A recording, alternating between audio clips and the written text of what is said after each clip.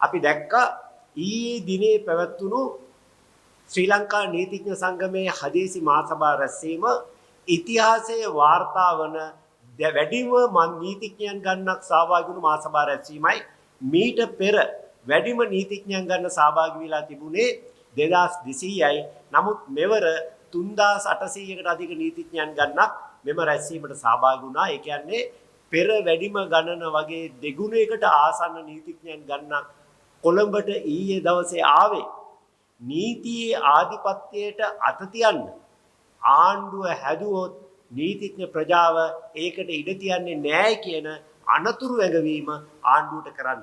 අවාසනාවට නීතිඥ සංගමේ ඊටාම තාර්කිකව ඉදිරිපත් කරපු කාරණාවලට කිසිම ඇහුම්කන් දීමක් කරන්න මේ ආණ්ඩුව සූදානම් නැති බවයි ප්‍රදර්ශනය කරන්නේ.